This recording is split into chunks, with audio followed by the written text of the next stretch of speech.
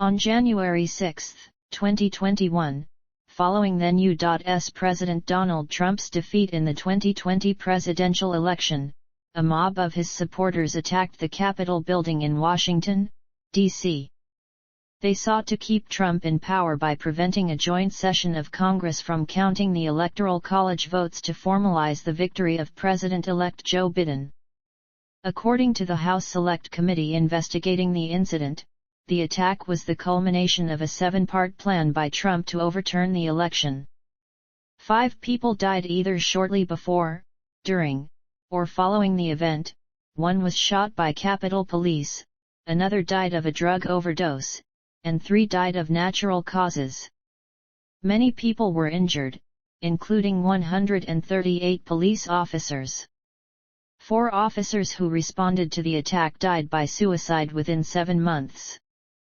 As of July 7, 2022, monetary damages caused by attackers exceed $2.70 million. Called to action by Trump, thousands of his supporters gathered in Washington, D.C., on January 5 and 6 to support his false claim that the 2020 election had been stolen by emboldened radical left Democrats and to demand that Vice President Mike Pence and Congress reject Biden's victory. Starting at noon on January 6, at a Save America rally on the Ellipse, Trump repeated false claims of election irregularities and said, "If you don't fight like hell, you're not going to have a country anymore."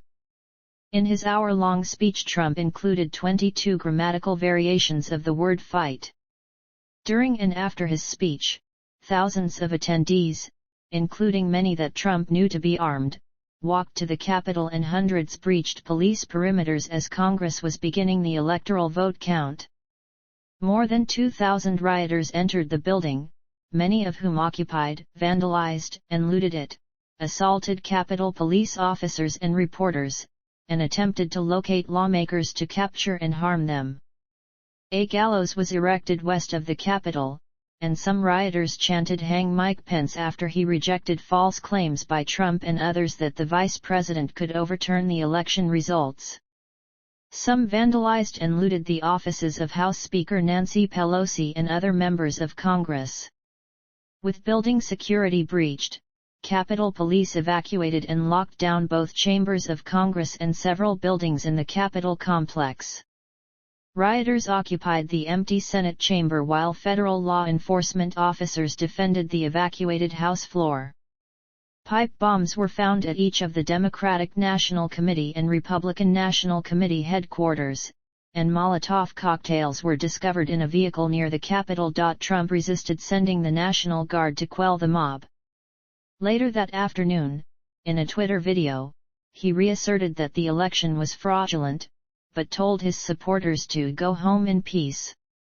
The Capitol was clear of rioters by mid-evening, and the counting of the electoral votes resumed and was completed in the early morning hours of January 7. Pence declared President-elect Biden and Vice President-elect Kamala Harris victorious. Pressured by his administration, the threat of removal, and many resignations, Trump later committed to an orderly transition of power in a televised statement. A week after the riot, the House of Representatives impeached Trump for incitement of insurrection, making him the only U.S. president to have been impeached twice. In February, after Trump had left office, the Senate voted 57-43 in favor of conviction, because this fell short of a two-thirds majority, requiring 67 votes. He was acquitted for a second time. The House passed a bill to create a bipartisan independent commission to investigate the attack, modeled after the 9/11 Commission, but it was blocked by Republicans in the Senate, so the House approved a select committee with 7 Democrats and 2 Republicans to investigate instead. By March 2022, Justice Department investigations of participants in the attack had expanded to include activities of others leading up to the attack. More than 30 members of anti-government groups, including the Oath Keepers, Proud Boys, and 3%ers, were charged with conspiracy for allegedly planning their attacks on the Capitol. 10 Oath Keepers and 5 Proud Boys were charged with seditious conspiracy, and 1 Oath Keeper pleaded guilty. As of January 2022, at least 57 people with roles in the day's events were running for public office. Although most people charged with crimes relating to the attack had no known affiliation with far-right or extremist groups, a significant number were linked to extremist groups or conspiratorial movements. By November 2022, 450 individuals charged had pleaded guilty. During summer 2022, the January 6 committee held 8 televised public hearings on the January 6 attack.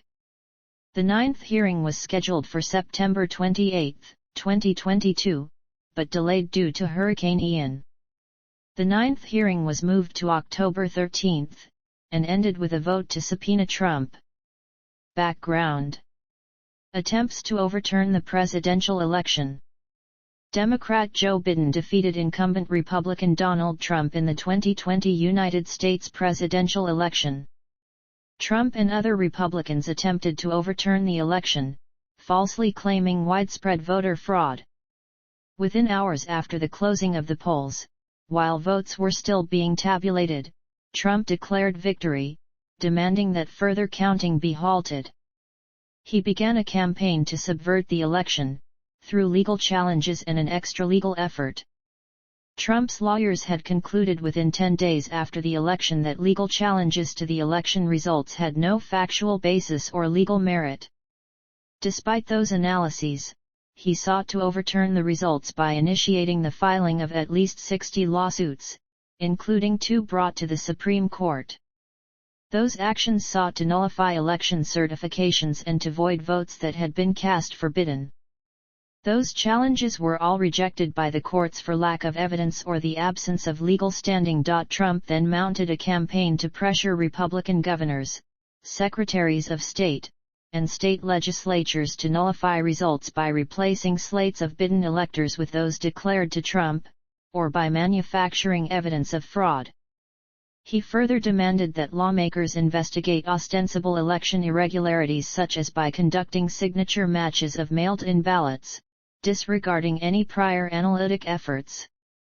Trump also personally made inquiries proposing the invocation of martial law to rerun or reverse the election and the appointment of a special counsel to find instances of fraud, despite conclusions by federal and state officials that such cases were few and isolated or non-existent.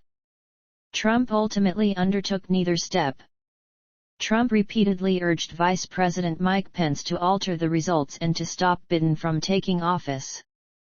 None of those actions would have been within Pence's constitutional powers as Vice President and President of the Senate. Trump repeated this call in his rally speech on the morning of January 6. Some have characterized these attempts to overturn the election as an attempted coup d'état, and an implementation of the big lie. On October 31, 2021, a comprehensive and detailed account of the events before, during, and after the attack was published by The Washington Post. Planning. Congress was scheduled to meet jointly on January 6 to certify the winner of the Electoral College vote, typically a ceremonial affair. In December, Congressman M.O. Brooks organized 3 White House meetings between Trump, Republican lawmakers, and others. Attendees included Trump, Vice President Pence, Representatives Jody Hice, Jim Jordan, and Andy Biggs, Representative-elect Marjorie Taylor Greene, and members of the Trump legal team. The purpose of the meetings was to strategize about how Congress could overturn the election results on January 6. On December 18, 4 days after the Electoral College voted, Trump called for supporters to attend a rally before the January 6 congressional vote count to continue his challenge to the validity of several states' election results. Trump tweeted, "Big protest in D.C. on January 6, be there, will be wild." The March to Save America and rally that preceded the riots at the Capitol were initially organized by Women for America First, a 501 organization chaired by Amy Creamer, co-founder of Women for Trump. On January 1, 2021, they obtained a permit with an estimated attendance of 5,000 for a First Amendment rally march for Trump. In late 2020 and early 2021, Creamer organized and spoke at a series of events across the country as part of a bus tour to encourage attendance at the January 6 rally and support Trump's efforts to overturn the election result. Women for America First invited its supporters to join a caravan of vehicles traveling to the event. Event management was carried out by Event Strategies, a company founded by Tim Unz, who worked for Trump's 2016 presidential campaign. On January 2, Trump retweeted a post by Creamer promoting the January 6 rally, adding that he would be there. From that point, although Creamer still held the permit, planning essentially passed to the White House.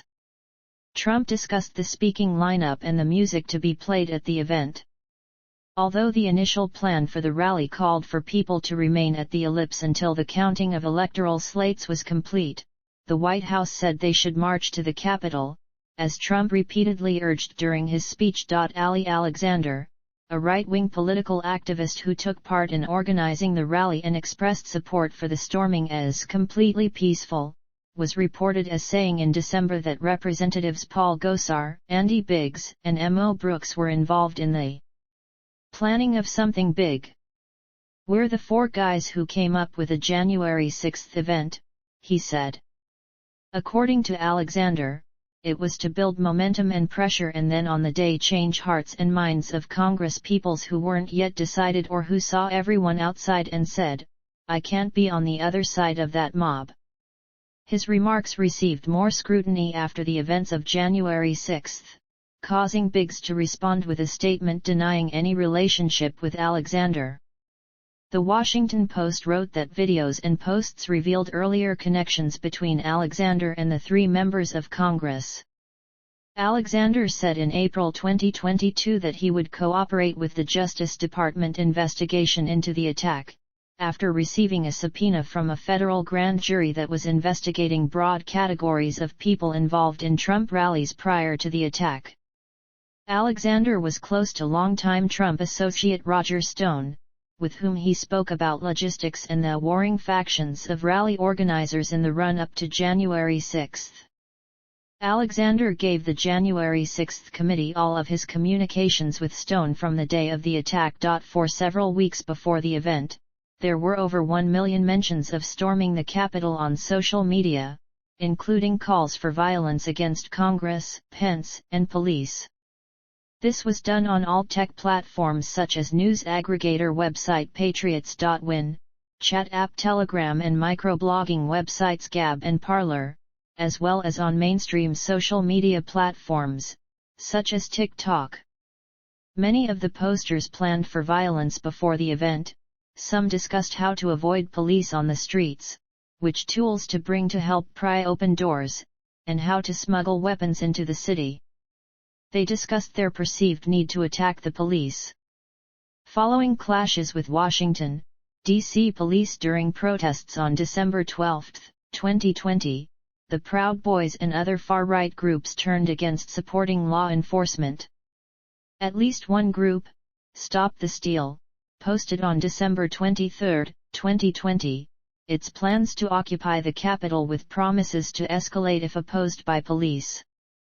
Multiple sites graphically and explicitly discussed war, physically taking charge at the event, and killing politicians, even soliciting opinions about which politician should be hanged first, with a gif of a noose. Joan Donovan, research director at Harvard's Shorenstein Center on Media, Politics, and Public Policy, said that key figures in the Unite the Right rally and the Gamergate online harassment campaign worked to raise online fury ahead of the attack.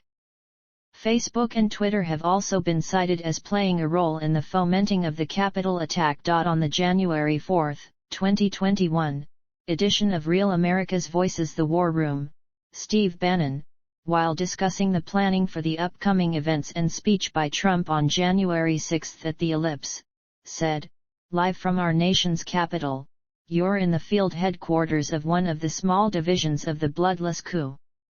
On January 5, the Norfolk Field Office of the FBI reported plans of violence. An online thread discussed specific calls for violence to include stating "Be ready to fight." Congress needs to hear glass breaking, doors being kicked in, and blood from their BLM and Pantifa slave soldiers being spilled. Get violent. Stop calling this a march, or rally, or a protest. Go there ready for war. We get our president or we die. Nothing else will achieve this goal. The Norfolk report noted that planners shared a map of the tunnels underneath the Capitol. Another comment, cited in the FBI memo, advocated for Trump supporters going to Washington to get violent to stop this, especially the Antifa maggots who are sure to come out en masse even if we get the press for 4 more years. On December 26, a leader of the Oath Keepers allegedly messaged instructions to wait for the 6th when we are all in D.C. to insurrection. According to prosecutors, that leader also authored a message in December reporting, "I organized an alliance between Oath Keepers, Florida 3% ERS, and Proud Boys. Leaders of the Proud Boys, the Oath Keepers and Latinos for Trump met near the Phoenix Park Hotel in a parking garage on January 5. Although several of those present claim to have not discussed matters related to planning for January 6. A PDF document titled 1776 Returns circulated among the Proud Boys organization, which laid out a plan for the occupation of key buildings in the United States Capitol complex. NBC News reported in June 2021 that the FBI had been asking at least one person charged with involvement in the attack about his possible connections to members of Congress. His trial is set for April 4, 2022. Funding. January 5 meeting. Public predictions of violence. In 2019, Kara Swisher, a columnist for the New York Times, envisioned what would happen if Mr. Trump loses the 2020 election and tweets inaccurately the next day that there had been widespread fraud and, moreover, that people should rise up in armed insurrection to keep him in office. In early September 2020, YouTuber and political commentator Tim Pool said in a recorded conversation that "I've had messages from people saying that they've already got plans to rush to D.C. as soon as November 3 goes chaotic, and that the right-wing militias, the Oath Keepers, the 3%ers, and just the Proud Boys and Trump supporters, they are going to rush full speed to D.C. They are going to take the White House and do whatever they can and paramilitary." On December 1, 2020, a Georgia election official publicly warned, "Stop inspiring people to commit potential acts of violence. Someone's going to get hurt. Someone's going to get shot. Someone's going to get killed." On December 21, 2020, a viral tweet predicted, on January 6, armed Trumpist militias will be rallying in D.C., at Trump's orders. It's highly likely that they'll try to storm the Capitol after it certifies Joe Biden's win. On December 29, 2020, D.C.'s Hotel Harrington, a past gathering spot for Proud Boys, announced closure from January 4-6, citing public safety. Harry's Pub, another Proud Boys hotspot, similarly announced a temporary closure. On December 30, 2020, former Pence aide Olivia Troye publicly expressed fears that violence could erupt in Washington, D.C., on January 6. A January 2 article by the Daily Beast reported protesters were discussing bringing guns to the district, breaking into federal buildings, and attacking law enforcement.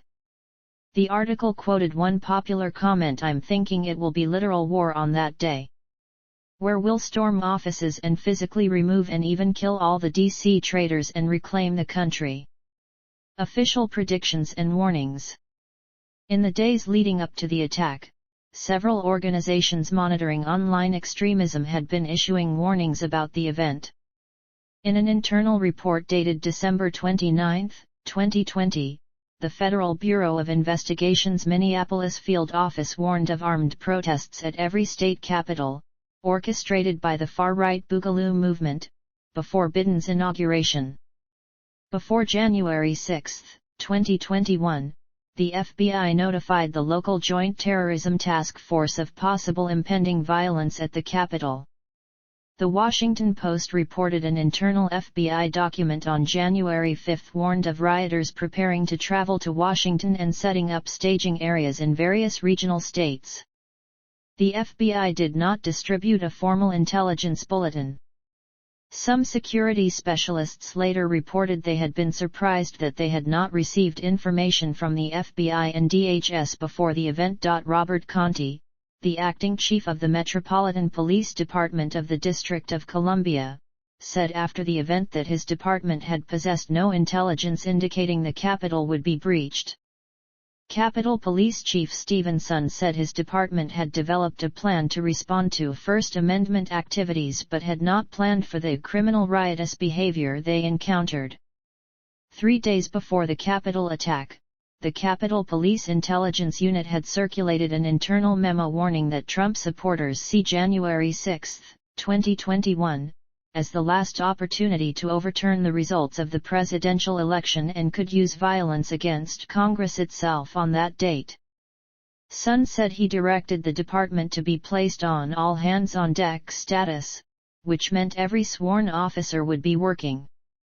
He also said he activated 7 Civil Disturbance Unit platoons, approximately 250 officers, with 4 of those platoons equipped in helmets, protective clothing, and shields. U.S. Secretary of the Army Ryan D. McCarthy said law enforcement agencies' estimates of the potential size of the crowd, calculated in advance of the event, varied between 2,000 and 80,000. On January 5, the National Park Service estimated that 30,000 people would attend the Save America rally, based on people already in the area. Other organizations, such as the Anti-Defamation League, British security firm G4S, and nonpartisan governance watchdog Advance Democracy, Inc., studied QAnon posts and made various warnings of the potential of violence on January 6. Law enforcement preparations. Trump supporters gather in D.C. On January 5, several events related to overturning the election occurred in or around the National Mall in Washington, D.C. The founder of the 80% Coalition organized the Rally to Revival, which was permitted to take place at Freedom Plaza, including a Rally to Save America. On January 5, the Save the Republic rally was organized by Moms for America in the early afternoon at Area 9 across from the Russell Senate Office Building.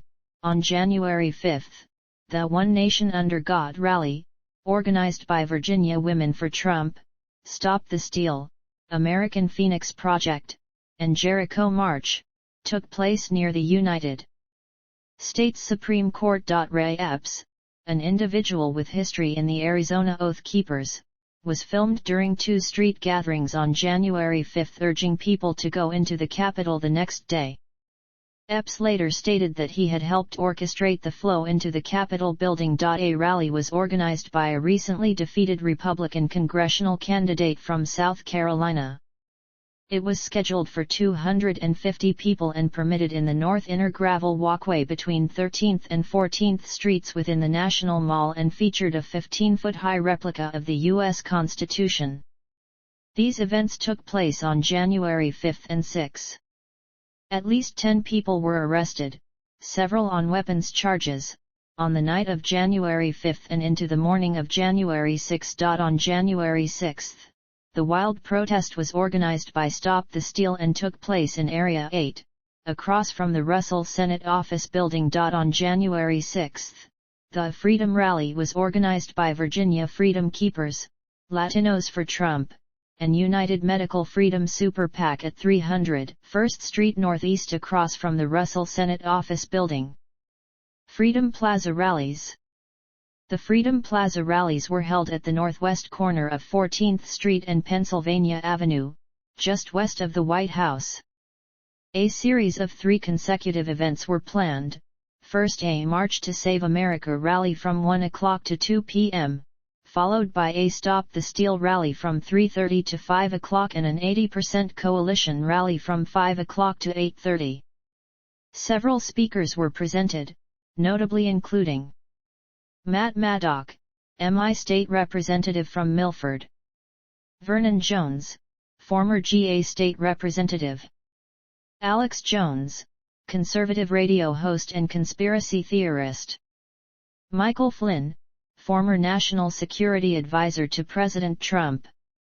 George Papadopoulos, Trump campaign advisor. Roger Stone, advisor to President Trump. Bombs placed. At 7:40 p.m. on January 5, someone wearing a gray hooded sweatshirt, a mask, and Nike Air Max Speed Turf sneakers was filmed carrying a bag through a residential neighborhood on South Capitol Street. At 7:52 p.m., the individual was recorded sitting on a bench outside the DNC. The next day, a pipe bomb was discovered there, placed under a bush. In the footage, the suspect appears to zip a bag, stand and walk away. At 8:14, they were filmed in an alley near the RNC, where a second pipe bomb was found the following day.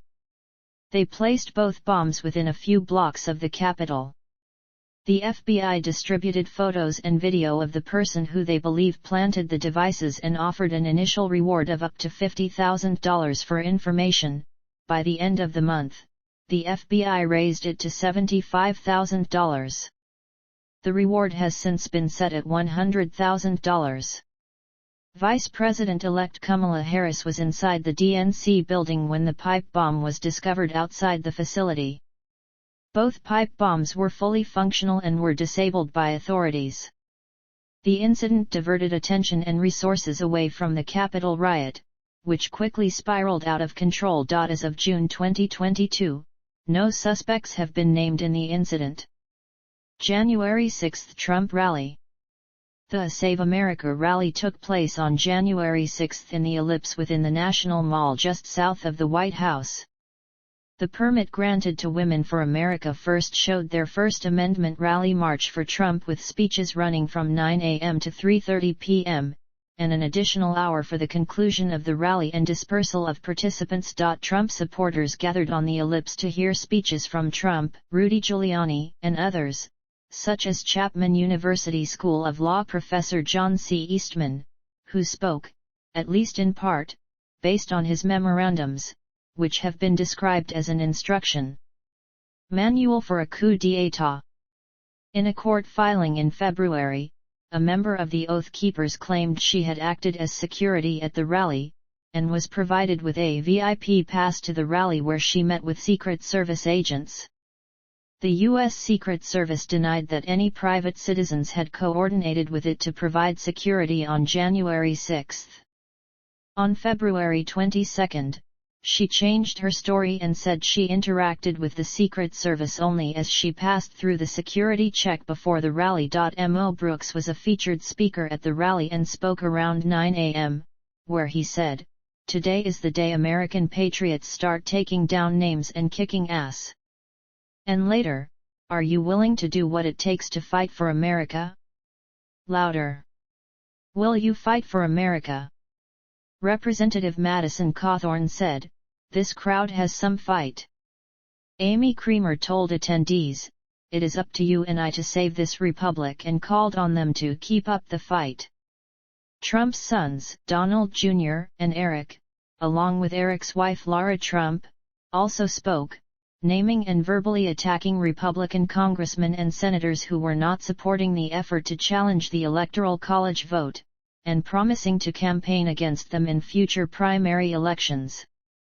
Donald Jr. said of Republican lawmakers, "If you're gonna be the zero and not the hero, we're coming for you." Rudy Giuliani repeated conspiracy theories that voting machines used in the election were crooked and at 10:50 called for trial by combat. Eastman asserted that balloting machines contained secret folders that altered voting results.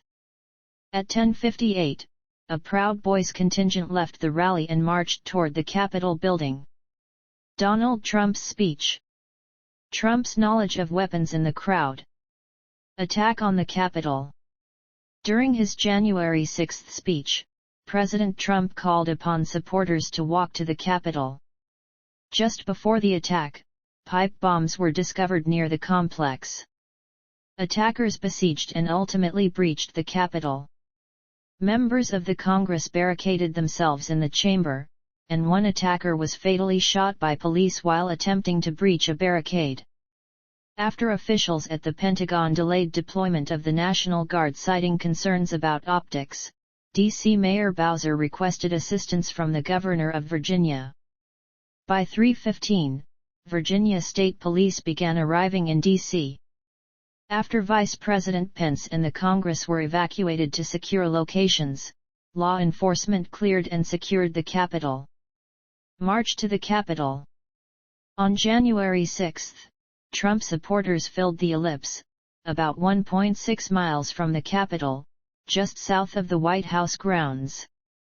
Signs around the stage carried the slogan "Save America March." Speeches began at 9 o'clock.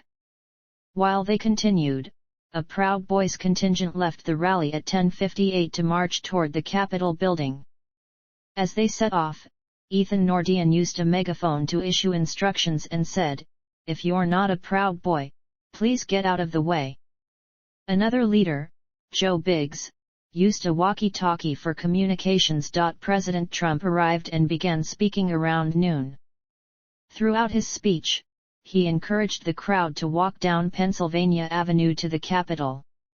Before he had finished speaking, members of the crowd began walking to the Capitol in a steady stream. Around 12:30, a fairly calm crowd of about 300 built up east of the Capitol. Senator Josh Hawley, a leader of the group of lawmakers who vowed to challenge the Electoral College vote, greeted these protesters with a raised fist as he passed by on his way to the Congress joint session in the early afternoon. Bombs discovered near Capitol complex. Siege. The Proud Boys contingent reached the west perimeter of the Capitol grounds, protected only by a sparse line of police in front of a temporary fence. Other Trump supporters arrived, forming a growing crowd. The mob, headed by Proud Boy Joe Biggs, rushed the fences and clashed with the police. At 12:53, rioters stormed through the barriers and onto the Capitol grounds for the first time, as police struggled to contain them. Meanwhile, at the Ellipse, Oath Keepers wearing black hoodies with prominent logos left the rally at 12:52 and changed into Army combat uniforms, with helmets, on their way to the Capitol. Around 1 p.m., hundreds of Trump supporters clashed with a second thin line of officers and pushed through barriers erected along the perimeter of the Capitol. The crowd swept past barriers and officers, with some members of the mob spraying officers with chemical agents or hitting them with lead pipes. Many rioters walked up the external stairways, while some resorted to ropes and makeshift ladders. Police blocked the entrance to a tunnel at the lower west terrace where rioters waged a 3-hour fight to enter. To gain access to the Capitol, several rioters scaled the west wall. Representative Zoe Lofgren, aware that rioters had reached the Capitol steps, could not reach Stephen Sund by phone. House Sergeant-at-Arms Paul D. Irving told Lofgren the doors to the Capitol were locked and nobody can get in. Telephone logs released by USCP show that Sund had been coordinating additional resources from various agencies. Sund's first call was to the D.C. Metropolitan Police, who arrived within 15 minutes. Sund called Irving and Stenger at 12:58 and asked them for an emergency declaration required to call in the National Guard. They both told Sund they would run it up the chain, but formal approval would arrive more than 1 hour later. After Trump had finished his speech, around 1:12, he returned to the White House despite promising to march with protesters to the Capitol. A reliable estimate of the total size of the crowd cannot be ascertained, as aerial photos are not permitted in Washington, D.C., for reasons of security, but the crowd was estimated to be in the thousands. At 1:50 p.m., the on-scene MPD incident commander declared a riot. At 1:58, Capitol Police officers removed a barricade on the northeast side of the Capitol, allowing hundreds of protesters to stream onto the grounds. Capitol breach. Just before 2 p.m., numerous rioters reached the doors and windows of the Capitol and began attempts to break in. Around 2:11, a group of rioters used a piece of lumber to break through a window and began climbing into the building moments later. At 2:12, a Proud Boy seized a Capitol Police plastic shield and used it to smash through another window. By 2:13, the Capitol was officially breached, and the growing mob streamed into the National Statuary Hall.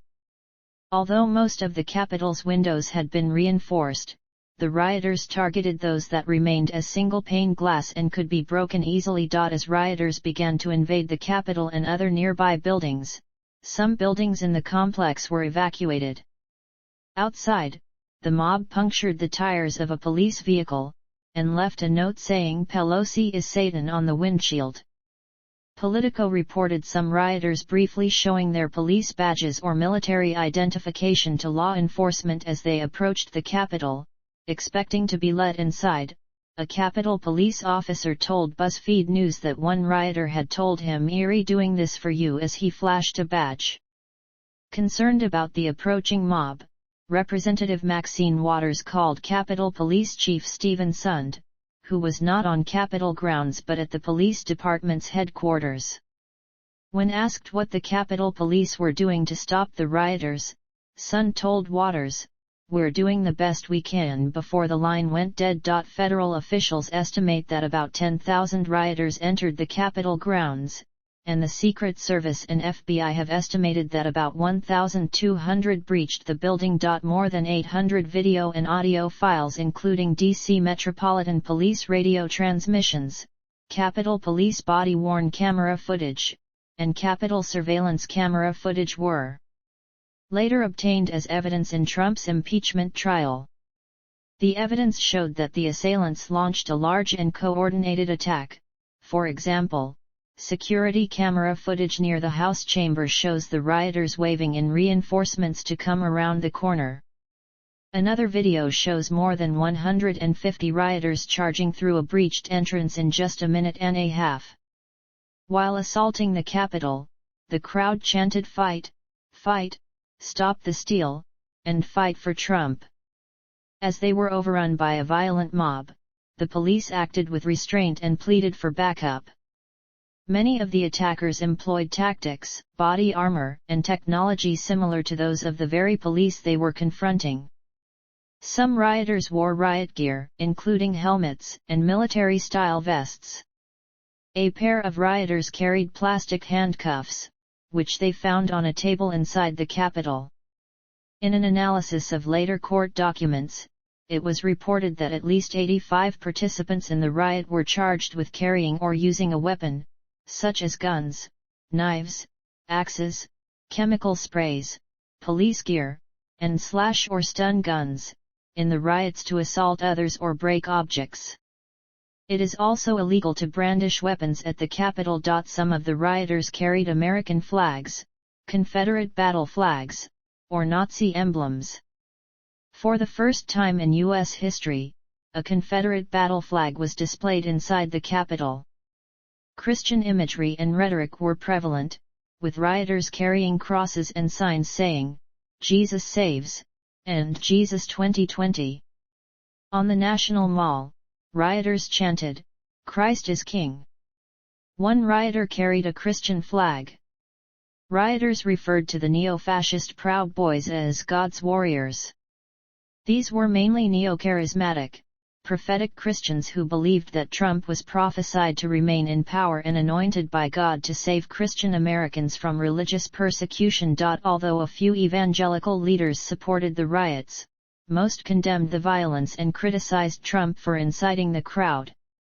This criticism came from liberal Christian groups such as the Red Letter Christians, as well as evangelical groups who were generally supportive of Trump. This criticism did not affect evangelical support for Trump. Investigative journalist Sarah Posner, author of Unholy: Why White Evangelicals Worship at the Altar of Donald Trump, argued that many white evangelical Christians in the U.S. create an echo chamber whereby Trump's missteps are blamed on the Democratic Party, leftists, or the mainstream media, the last of which being viewed as especially untrustworthy. Senate adjourned. At the time, the joint session of Congress, which had already voted to accept the 9 electoral votes from Alabama and 3 from Alaska without objection, was split so that each chamber could separately consider an objection to accepting Arizona's electoral votes that had been raised by Representative Paul Gosar and endorsed by Senator Ted Cruz. Both chambers were roughly halfway through their 2-hour debate on the motion. While the debate over the Arizona Electoral College votes continued, an armed police officer entered the Senate chamber, positioned facing the back entrance of the chamber. Pence handed the floor from Senator Kirsten Sinema to Senator James Lankford. Moments later, Pence and his family were escorted out by Secret Service members. As rioters began to climb the stairs toward the Senate chamber, a lone Capitol Police officer, Eugene Goodman, worked to slow the mob down as he radioed that they had reached the second floor. Realizing he was steps away from the still unsealed Senate chamber doors, Goodman then shoved a rioter, leading the mob as he ran into a line of reinforcements. Banging could be heard from outside as rioters attempted to breach the doors. As Lankford was speaking, the Senate was gavelled into recess, and the doors were locked at 2:15. A minute later, the rioters reached the gallery outside the chamber. A police officer carrying a semi-automatic weapon appeared on the floor and stood between then Senate Majority Leader Mitch McConnell and then Senate Minority Leader Chuck Schumer. Senator Mitt Romney exasperatedly threw up his hands and directly criticized several fellow Republicans who were challenging President-elect Biden's electoral votes, yelling to them, "This is what you've gotten, guys." Several members of Senate parliamentarian Elizabeth McDonough's staff carried the boxes of Electoral College votes and documentation out of the chamber to hidden safe rooms within the building. Trump had made repeated false claims that the vice president had unilateral authority to reject Electoral College votes and had pressured Pence to overturn the election results, but that morning Pence told Trump he refused to do so, after taking legal advice confirming that there was no such constitutional authority. At 2:24, Trump tweeted that Pence didn't have the courage to do what should have been done. Later, Trump followers on far-right social media called for Pence to be hunted down, and the mob began chanting, "Where is Pence?" and "Find Mike Pence." Outside, the mob chanted, "Hang Mike Pence," which some crowds continued to chant as they stormed the Capitol. At least 3 rioters were overheard by a reporter saying they wanted to find Pence and execute him as a traitor by hanging him from a tree outside the building. According to witnesses, White House Chief of Staff Mark Meadows told co-workers that Trump complained about Pence being escorted to safety and then stated something suggesting that Pence should be hanged. All buildings in the complex were subsequently locked down, with no entry or exit from the buildings allowed. Capitol staff were asked to shelter in place. Those outside were advised to seek cover. As the mob roamed the Capitol, lawmakers, aides, and staff took shelter in offices and closets. Aides to Mitch McConnell, barricaded in a room just off a hallway, heard a rioter outside the door praying loudly, asking for the evil of Congress be brought to an end.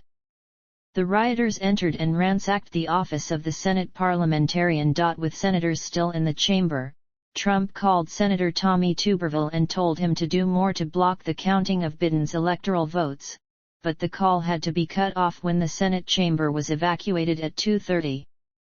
After evacuation, the mob briefly took control of the chamber, with some armed men carrying plastic handcuffs and others posing with raised fists on the Senate dais. Pence had left minutes earlier.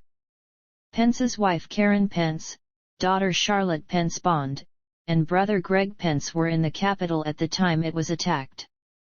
As Pence and his family were being escorted from the Senate chamber to a nearby hideaway, they came within a minute of being visible to rioters on a staircase only 100 feet away.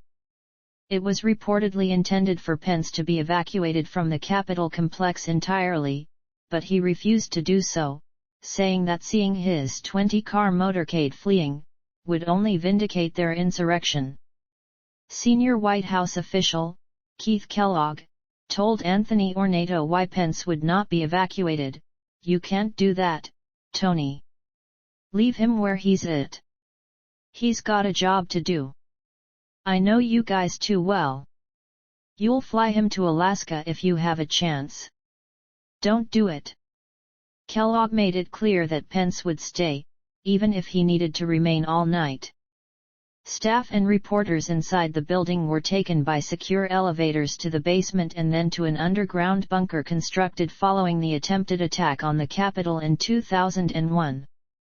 Evacuees were redirected while en route after the bunker was also infiltrated by the mob. Sergeant-at-Arms of the Senate Michael C. Stenger accompanied a group of senators including Lindsey Graham and Joe Manchin to a secure location in a Senate office building. Once safe, the lawmakers were furious with Stenger. Graham asked him, "How does this happen? How does this happen?" and added that they not going to be run out by a mob. House recessed. Meanwhile, in the House chamber around 2:15 p.m., while Gosar was speaking, Speaker Pelosi was escorted out of the chamber. The House was gavelled into recess, but would resume a few minutes later. Amid the security concerns, Representative Dean Phillips yelled, "This is because of you," at his Republican colleagues. The House resumed debate around 2:25. After Gosar finished speaking at 2:30, the House went into recess again after rioters had entered the House wing and were attempting to enter the Speaker's lobby just outside the chamber. Lawmakers were still inside and being evacuated, with Pelosi, Kevin McCarthy, and a few others taken to a secure location.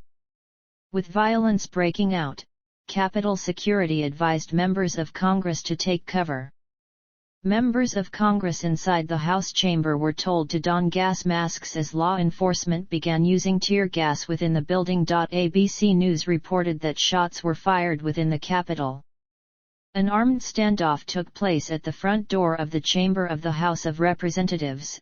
As the mob attempted to break in, federal law enforcement officers drew their guns inside and pointed them toward the chamber doors, which were barricaded with furniture.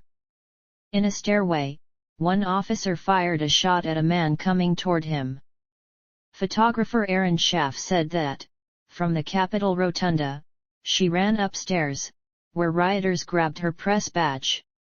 Police found her, and because her press pass had been stolen, held her at gunpoint before colleagues intervened. The chief of staff for Representative Ayanna Pressley claimed that when the congresswoman and staff barricaded themselves in her office and attempted to call for help with duress buttons that they had previously used during safety drills, "Very panic button in my office had been torn out the whole unit." Subsequently, a House Administration Committee emailed Greg Sargent of The Washington Post claiming the missing buttons were likely due to a clerical screw-up resulting from Presley's swapping offices. Representative Jamal Bowman tweeted that there were no duress buttons in his office, but acknowledged he was only 3 days into his term and they were installed a week later. Multiple rioters, using the cameras on their cell phones, documented themselves occupying the Capitol and the offices of various representatives, vandalizing the offices of Speaker Pelosi, accessing secure computers, and stealing a laptop. Congress reconvened. By 6 p.m., the building was cleared of rioters, and bomb squads swept the Capitol. At 7:15 p.m., Defense Secretary Miller told the leaders of Congress that they were cleared to return to the Capitol. At 8:06 p.m., Pence called the Senate back into session, and at 9 p.m., Pelosi did the same in the House. After debating and voting down 2 objections, Congress voted to confirm Biden's Electoral College win at 3:24 a.m. Participants and response. Groups. The attackers included some of Trump's longtime and most fervent supporters from across the United States. The mob included Republican Party officials, current and former state legislators and political donors, far-right militants, white supremacists, conservative evangelical Christians and participants of the Save America rally. According to the FBI, dozens of people on its terrorist watch list were in D.C. for pro-Trump events on the 6th, with the majority being suspected white supremacists. Some came heavily armed and some were convicted criminals, including a man who had been released from a Florida prison after serving a sentence for attempted murder. Although the anti-government Boogaloo movement mostly were opposing Donald Trump, a Boogaloo follower said several groups under his command helped storm the Capitol, taking the opportunity to strike against the federal government. The Proud Boys played a much greater role in planning and coordinating the attack than was known in 2021.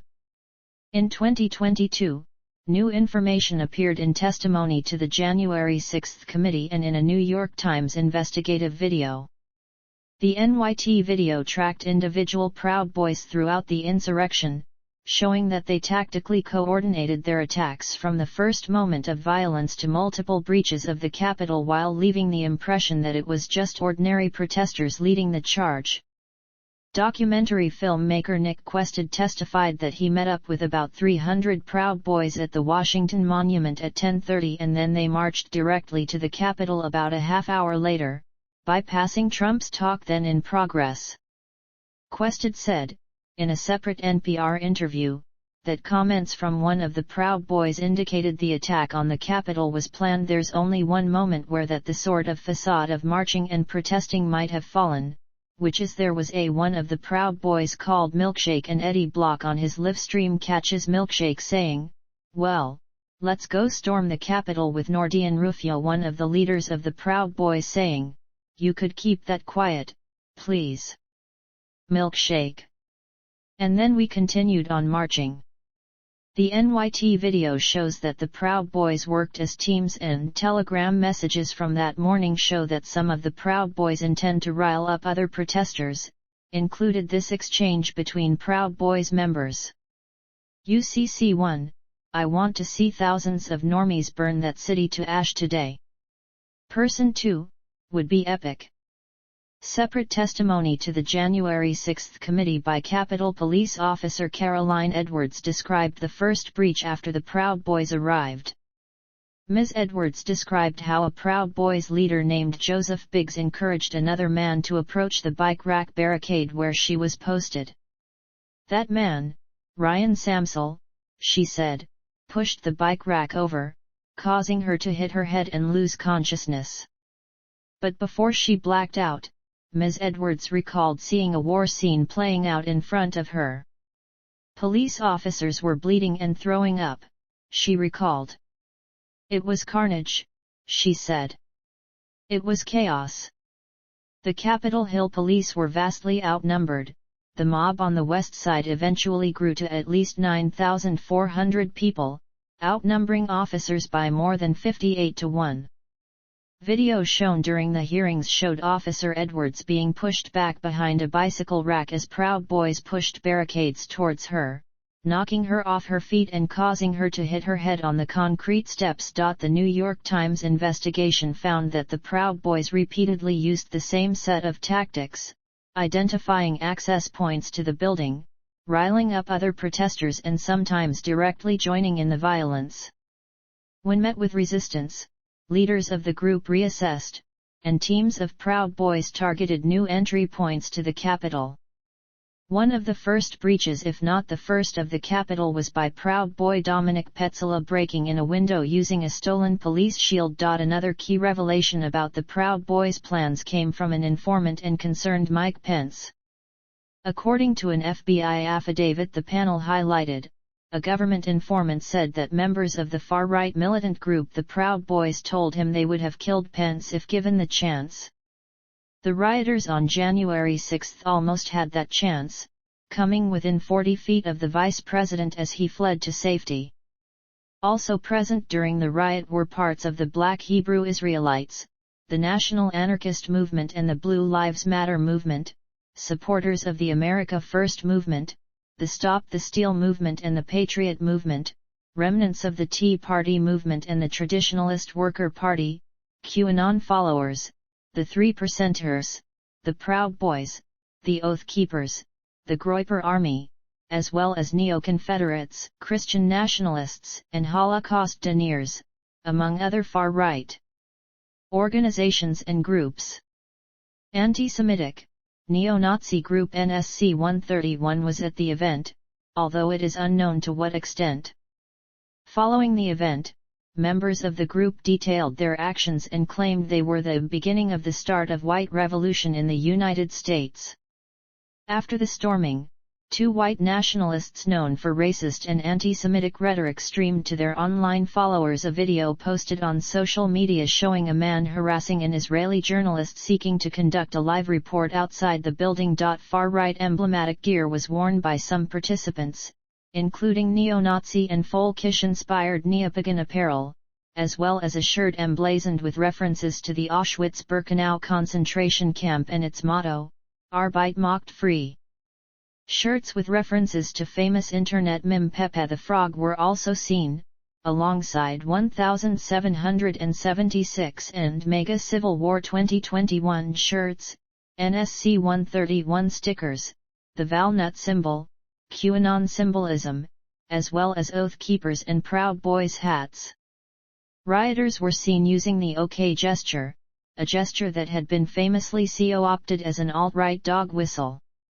Christian imagery, including a large Jesus Saves banner, was seen in the crowd of demonstrators. Various other iconography was also on display, such as flags of other countries.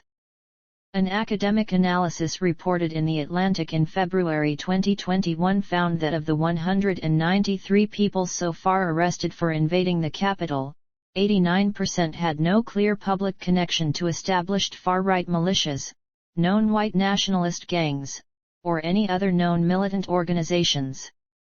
The overwhelming reason for action, cited again and again in court documents, was that arrestees were following Trump's orders to keep Congress from certifying Joe Biden as the presidential election winner. They were older than participants in previous far-right violent demonstrations and more likely to be employed, with 40% being business owners. The researchers concluded that these middle-aged, middle-class insurrectionists represented a new force in American politics, not merely a mix of right-wing organizations, but a broader mass political movement that has violence at its core and draws strength even from places where Trump supporters are in the minority. The Associated Press reviewed public and online records of more than 120 participants after the storming and found that many of them shared conspiracy theories about the 2020 presidential election on social media and had also believed other QAnon and deep state conspiracy theories. Additionally, several had threatened Democratic and Republican politicians before the storming. The event was described as extremely online, with pro-Trump internet personalities and fans streaming live footage while taking selfies. According to the University of Maryland's National Consortium for the Study of Terrorism and Responses to Terrorism, the ordinary people argument misses, or at least obscures, the extent to which the Capitol rioters were linked to dangerous groups and ideas. At least 280 of the individuals charged with committing crimes on January 6 were associated with extremist groups or conspiratorial movements. This includes 78 defendants who had links to the Proud Boys, a group with a history of violence, 37 members of the anti-government Oath Keepers militia, 31 individuals who embraced the similarly anti-government and militant views of the Three Percenters movement, and 92 defendants who promoted aspects of QAnon. These 280 individuals make up approximately 35% of the Capitol defendants. While it is true that they do not represent a majority of the more than 800 people who have been charged in connection with the riot, a 35% rate of participation in extremism among a collective of apparently ordinary individuals is an astounding number, one that should shake us to our core. Some military personnel participated in the riot. The Department of Defense is investigating members on active and reserve duty who may have been involved in the riot. Nearly 20% of defendants charged in relation to the attack and about 12% of the participants in general were reported to have served in the military. A report from George Washington University and the Combating Terrorism Center said that, if anything, there actually is a very slight underrepresentation of veterans among the January 6 attackers. Police officers and a police chief from departments in multiple states are under investigation for their alleged involvement in the riot. As of January 25, at least 39 law enforcement officers are suspected of participating in Trump's pre-riot rally, or joining the Capitol riots, or both. 2 Capitol police officers were suspended, one for directing rioters inside the building while wearing a Make America Great Again hat, and the other for taking a selfie with a rioter. Anti-vaccine activists and conspiracy theorists were also present at the rally. Members of the right-wing Tea Party Patriots-backed group America's Frontline Doctors, including founder Simone Gold and its communications director, were arrested. The National Capital Region Threat Intelligence Consortium, a fusion center that aids the DHS and other federal national security and law enforcement groups, wrote that potentially violent individuals were joining the protest from the neo-Nazi group Atomwaffen Division and Storm Front. Despite of this information, the Secret Service released an internal memo that stated there was no concern. The woman accused of stealing Nancy Pelosi's laptop was identified as member of the Atomwaffen. State lawmakers. At least 19 Republican current and former state legislators were present at the event. All of them denied participating in acts of violence. West Virginia delegate Derek Evans filmed himself entering the Capitol alongside rioters. On January 8, he was charged by federal authorities with entering a restricted area. He resigned from the House of Delegates the next day. Amanda Chase was censured by the Virginia State Senate for her actions surrounding the event. In response, she filed a federal lawsuit against that body. In May 2021, months after the riot, crowd-sourced video analysis identified Pennsylvania State Senator Doug Mastriano and his wife passing through a breached Capitol Police barricade, contradicting his previous claims.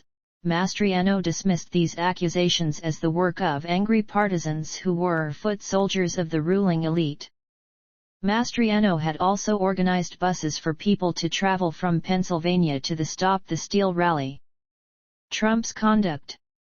Trump was in the West Wing of the White House at the time of the attack. He was initially pleased and refused to intercede when his supporters breached the Capitol. Staffers reported that Trump had been impossible to talk to throughout the day. Concerned that Trump may have committed treason through his actions, White House counsel Pat Cipollone reportedly advised administration officials to avoid contact with Trump and ignore any illegal orders that could further incite the attack to limit their prosecutorial liability under the Sedition Act of 1918. Shortly after 2 p.m. EST, as the riot was ongoing and after senators had been evacuated, Trump placed calls to Republican senators, asking them to make more objections to the counting of the electoral votes to try to overturn the election. Pence was evacuated by the Secret Service from the Senate chamber around 2:13. At 2:47 p.m., as his supporters violently clashed with police at the Capitol, Trump tweeted, "Please support our Capitol Police and law enforcement. They are truly on the side of our country. Stay peaceful." The Washington Post later reported that Trump did not want to include the words "stay peaceful." During the riot, Chief of Staff Mark Meadows received messages from Donald Trump Jr., as well as Fox News hosts Sean Hannity, Laura Ingraham, and Brian Kilmeade, urging him to tell Trump to condemn the mayhem at the risk of his reputation. By 3:10, pressure was building on Trump to condemn supporters engaged in the riots. By 3:25, Trump tweeted, "I am asking for everyone at the U.S. Capitol to remain peaceful. No violence. Remember, we are the party of law and order. Respect the law and our great men and women in blue," but he refused to call upon the crowd to disperse.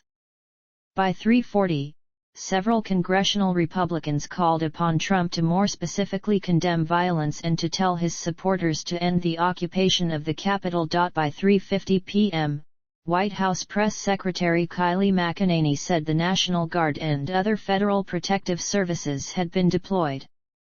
At 4:06 p.m. on national television, President-elect Biden called for President Trump to end the riot. At 4:22 p.m., Trump issued a video message on social media that Twitter, Facebook, and YouTube later took down. In it, he repeated his claims of electoral fraud, praised his supporters and told them to go home. At 6:25 p.m., Trump tweeted, "These are the things and events that happen when a sacred landslide election victory is so unceremoniously and viciously stripped away from great patriots who have been badly and unfairly treated for so long," and then issued a call, "Go home with love and in peace. Remember this day forever." At 7 o'clock, Rudy Giuliani placed a second call to Lee's number and left a voicemail intended for Tuberville urging him to make more objections to the electoral votes as part of a bid to try to just slow it down. In a televised January 6 attack congressional hearing on June 9, 2022, Congresspersons Benny Thompson and Liz Cheney stated that Trump did nothing to stop the attack despite numerous urgent requests that he intervene. They described Trump's inaction as a dereliction of duty. Cheney said Trump had attempted to overturn a free and fair democratic election by promoting a 7-part conspiracy.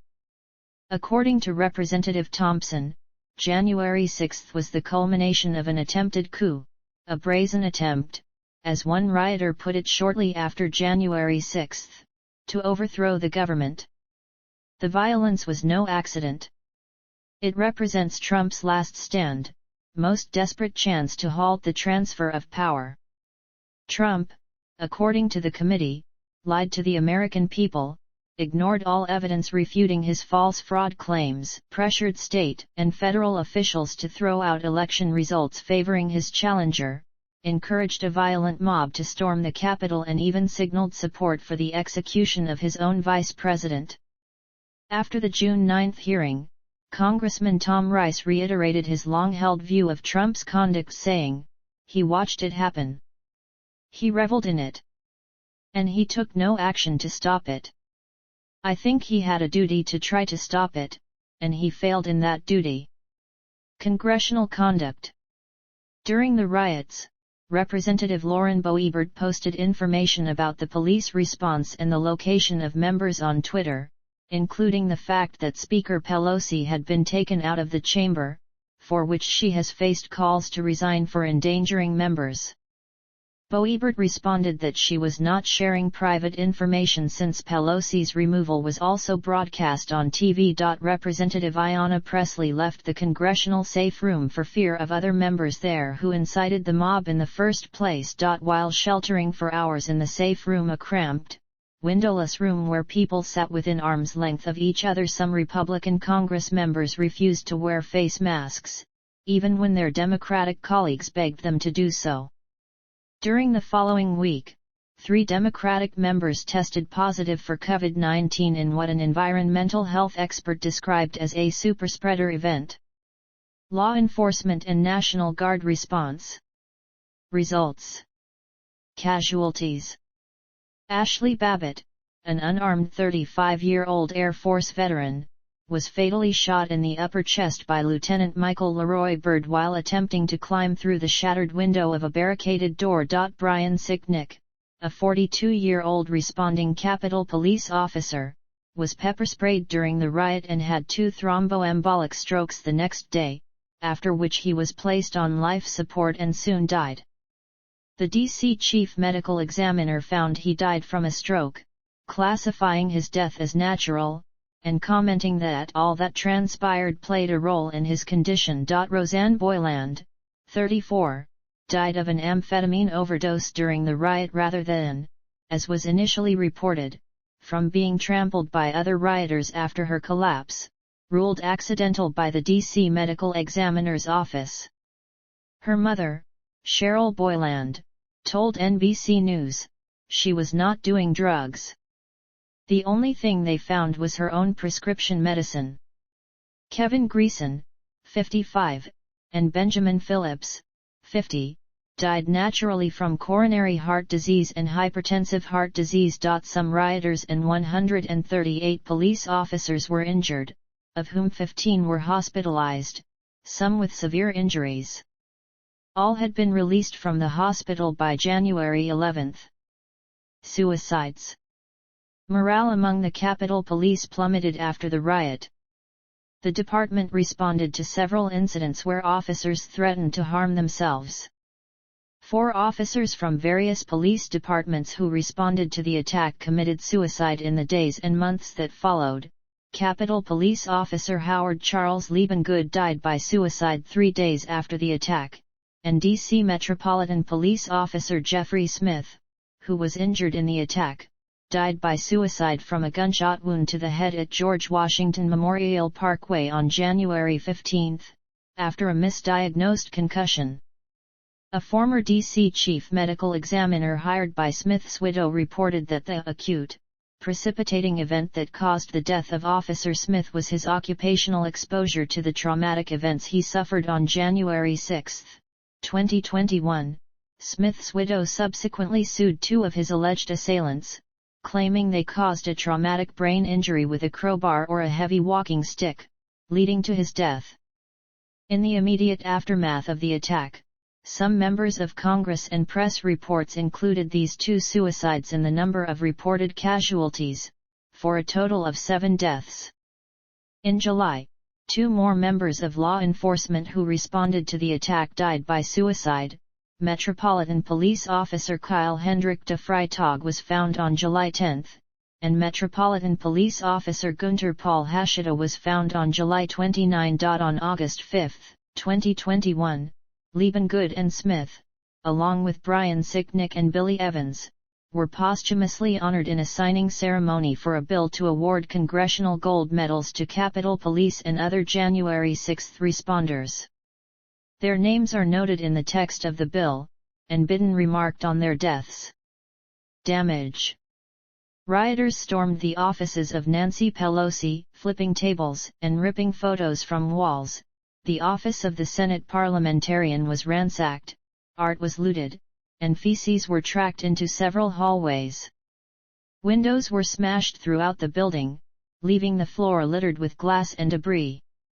Rioters damaged, turned over, or stole furniture. One door had "Murder the Media" scribbled onto it. Rioters damaged Associated Press recording and broadcasting equipment outside the Capitol after chasing away reporters. Rioters also destroyed a display honoring the life of Congressman and civil rights leader John Lewis. A photo of Representative Andy Kim cleaning up the litter in the rotunda after midnight went viral. The rioters caused extensive physical damage. Architect of the Capitol J. Brett Blanton, who leads the office charged with maintaining the Capitol and preserving its art and architecture, reported in congressional testimony from late February 2021 that the combined costs of repairing the damage and post-attack security measures already exceeded $30 million and would continue to increase. In May 2021, U.S. prosecutors estimated that the damage would cost almost $1.5 million.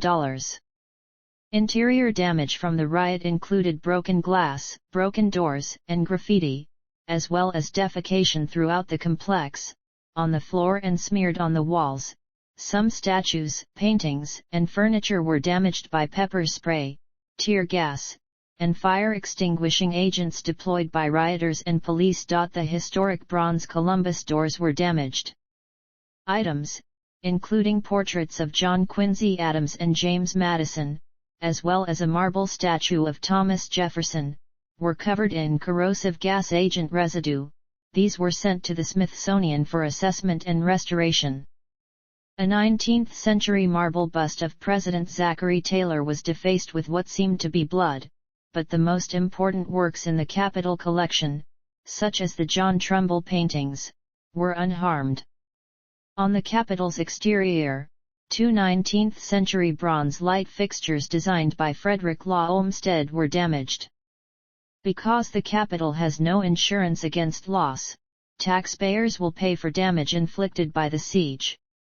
Rare old-growth mahogany wood, stored in Wisconsin for more than 100 years by the Forest Products Laboratory, was used to replace damaged wood fixtures and doors at the Capitol.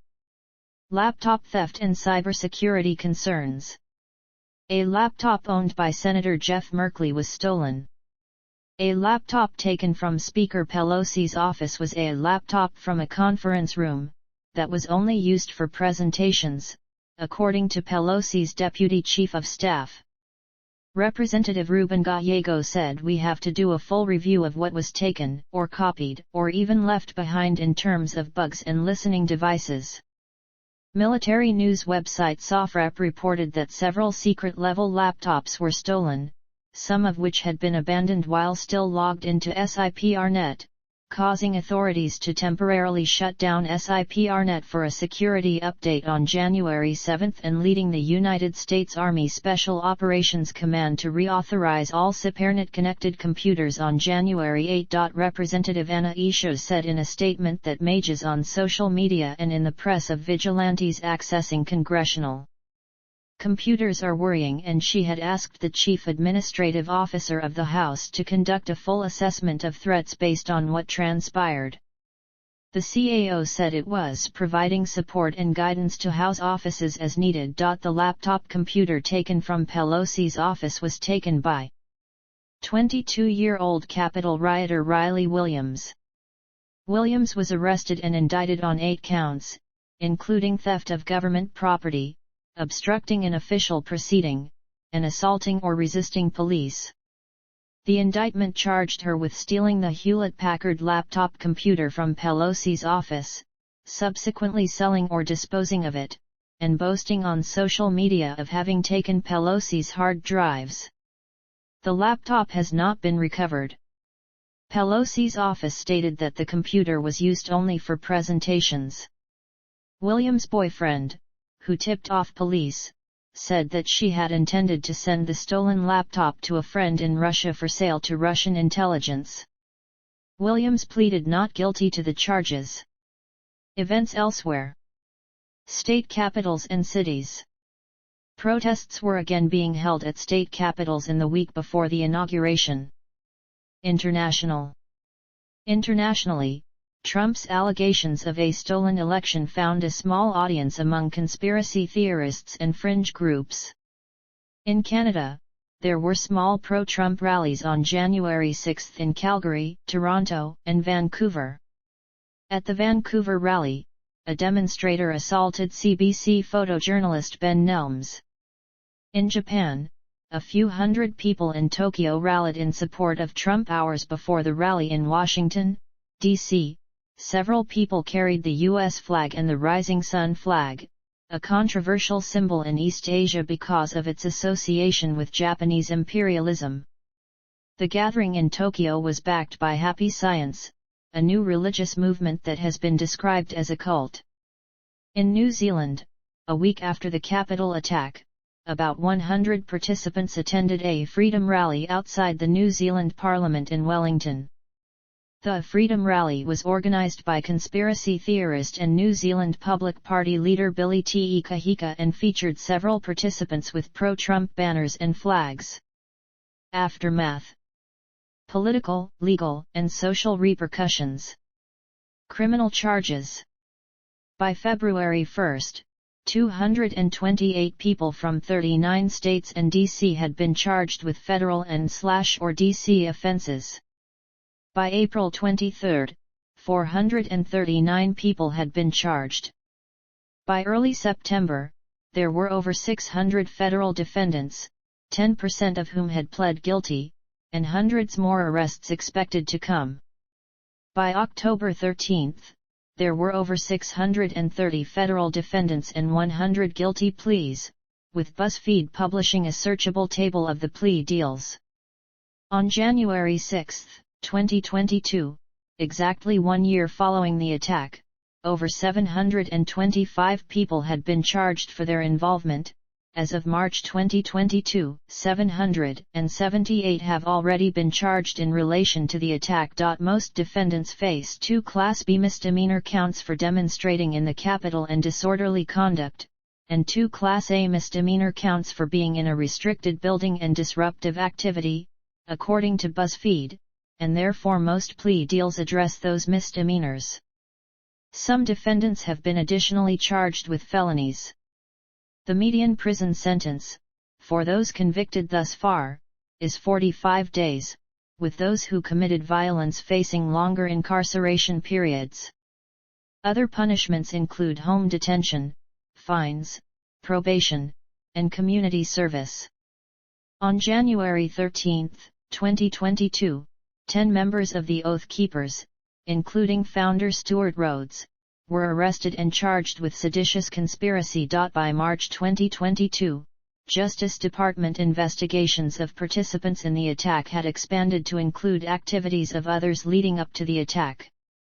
A federal grand jury was empaneled that issued at least one subpoena seeking records about people who organized, spoke at, or provided security at Trump rallies, as well as information about members of the executive and legislative branches who may have taken part in planning or executing the rallies, or attempted to obstruct, influence, impede or delay the certification of the election. On June 17, 2022, after the January 6 committee had held 3 hearings, Trump told a Faith and Freedom Coalition conference that he might run again for president, and if elected he would very seriously consider pardoning all those who stormed the Capitol. Reporting on Trump's speech, NBC News reported that Trump expressed no regrets about January 6 and doubled down on his unfounded claims about the election. On September 1, 2022, Trump similarly pledged to very strongly consider full pardons with an apology if re-elected. As of November 10, 2022, over 940 people have been charged in the Capitol breach. Dismissals of charges. Domestic reactions. International reactions. Analysis and terminology. Trump's attempts to overturn the election were described by federal judge David Carter as a coup in search of a legal theory. On the January 4, 2021, Steve Bannon, while discussing the planning for the upcoming events and speech by Trump on January 6 at the Ellipse, described it as a bloodless coup. Historians' perspective. While there have been other instances of violence at the Capitol in the 19th and 20th centuries, this event was the most severe assault on the building since the 1814 burning of Washington by the British Army during the War of 1812. The last attempt on the life of the vice president was a bomb plot against Thomas Marshall in July 1915. For the first time in U.S. history, a Confederate battle flag was flown inside the Capitol. The Confederate States Army had never reached the Capitol, nor came closer than 6 miles from the Capitol at the Battle of Fort Stevens, during the American Civil War. Douglas Brinkley, a historian at Rice University, remarked on how January 6 would be remembered in American history. Now every January 6, we're going to have to remember what happened. I worry if we lose the date that it will lose some of its wallop over time. He also wrote about Trump's responsibility during the attack. There are always going to be puzzle pieces added to what occurred on January 6, because the President of the United States was sitting there watching this on television in the White House, as we all know, allowing it to go on and on. Speaking on January 6, 2022, historians Doris Kearns Goodwin and John Meacham warned that the U.S. remained at a crucial turning point. Meacham commented, "What you saw a year ago today was the worst instincts of both human nature and American politics, and it's either a step on the way to the abyss or it is a call to arms figuratively for citizens to engage." Goodwin added, "We've come through these really tough times before. We've had lots of people who were willing to step up and put their public lives against their private lives. And that's what we've got to depend on today. That's what we need in these years and months ahead." See also: Explanatory notes. References.